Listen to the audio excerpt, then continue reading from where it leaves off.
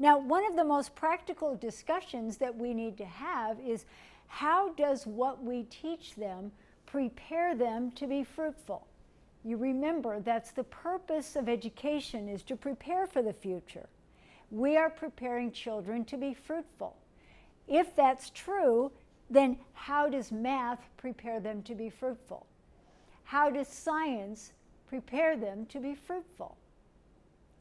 Now, a question that I ask, and a question I'm sure that you hear children ask, is why do I have to learn this? Why do I have to do this? And as adults, we can sometimes tell that what they're really asking is, I don't want to, I want to play. I'm tired, I'm bored, I'm hungry. Why? But it's actually a good question. What they're really asking is, give me a vision. Why is this important? Why is this so valuable that it's worth my trouble and my time and my discomfort? I'd rather be playing or sleeping or eating. Give me a reason to value this. If we don't have a reason, two possibilities. Either we shouldn't be asking it of them because there is no value to it, or we need to ask God and do some thinking. What is the value behind what I'm teaching them? If I'm asking them to do it, I'd better have a good reason. So let us think about this. Let us think about the things that are commonly taught in our classroom. Math, some countries call it maths. Language, different countries call it different things, but it has to do with reading and writing well. History, the study of what's happened before. Social studies, lots of different things are included in different countries, but it's the study of how people live together in communities and how people interact with the land. So sometimes geography, economics, government, that kind of thing can also be included in social studies. And then science, studying the natural world. So let us take some of these professions and let's ask ourselves, how do these subjects contribute to fruitfulness in the future? Let's think about, how about a pastor? Good Christian children. You should want to be a pastor when you grow up. And that is a lovely, honorable thing to do. I hope we're starting to realize it can be just as spiritual and just as honorable to be a carpenter or to be a soccer player. There are all ways that we can glorify God. But let's think about a child that's dreaming to be a pastor. Does he need math? Does he? I think he does. Pastors have to deal with money. They have to deal with the church finances and church funds. They have to manage their own personal finances. They have to counsel and advise the people that they care for when they are trying to make good decisions, or perhaps they're struggling with making good decisions about their finances. So a pastor needs to understand and have the skills and the values of using math with integrity. Okay? How about language? Does a pastor need to be able to read and write well? Well, of course he does, doesn't he? He has to be able to read the Bible. He has to be able to write sermons. There's lots of times that pastors need to read and write. I would suggest they need to read the newspaper, be aware of what is happening in the world around them that affects the lives of those they are discipling and teaching. How about history? History is a very important subject. It has to do with how have we behaved in the past and what were the consequences. We can learn from the blessings of the past. We can learn from the mistakes of the past. The entire Bible is history.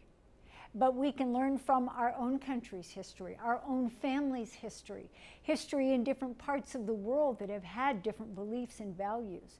They all are a rich source of understanding God's ways, what it means to live in obedience and faith, lots of different expressions, and what happens when we don't. So history is a vital subject for a pastor. Understanding the background of those that he may be called to lead. Social studies, understanding his community, how his community works together, the issues of the community and the land and all of those things. Those are going to affect all of the people in his congregation, so he'd better understand social studies. How about science? Understanding the natural world. Well, first of all, it's such a rich source of revelation, isn't it, about God and his ways. And so there's an infinite supply of sermons that can come just from studying the natural world. We saw that in the life of King Solomon, didn't we? How he spent time speaking, and the nations, the leaders of the nations of the world came to listen to him.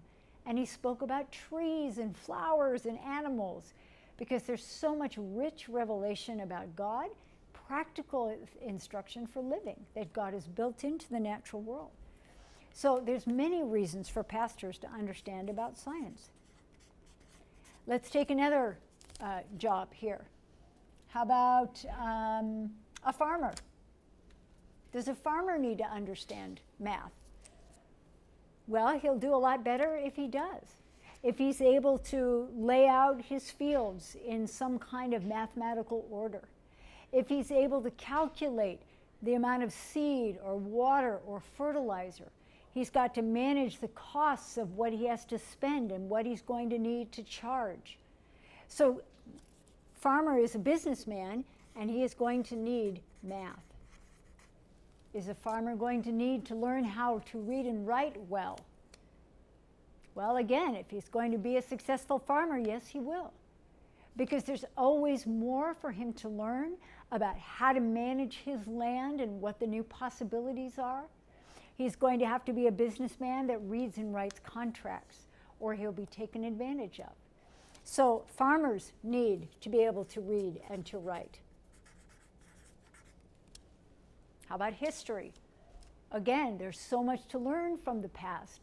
Sometimes we progress and we become wiser and more productive over time, but sometimes we lose ancient knowledge that we can regain.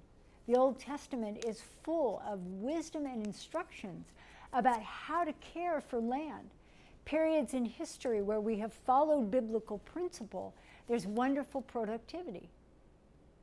Times and places where we've ignored those things and abused the land and exploited the land, we've ruined the land for the future.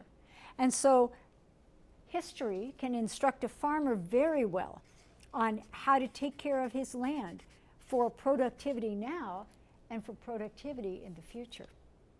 Social studies. Yes, of course, the farmer needs to understand how his community is operating, what kinds of needs, what kind of population, what are his options as a businessman, what are some of the issues that have to do with land and management and government. These are all have to do with social studies. So if a farmer doesn't know those things and he just farms the way his father taught him on the land that he inherited, perhaps he'll be fruitful and productive, but he may find things change very quickly, and all of a sudden his land is gone because he didn't understand. All of a sudden he's growing things that nobody wants anymore. All of a sudden he's being taken advantage of when others are moving ahead. How about science? Well, of course, this has to do with the natural world, the farmer understanding why and how his crops grow the way they do, what he can do to minimize negative things like a drought or things that aren't growing well. How can he improve his soil and his crop production, his crop treatment? So you can see just from these two areas of very different spheres, very different jobs, how each of these areas that are commonly taught in school have great significance to help young boys and girls that want to live and dream about this for their future. And so it's our job as educators to make the connections, to say, this has value and purpose. Let me tell you a story. Let me paint a picture of what your future could look like. Let me help you understand the value of what you're learning.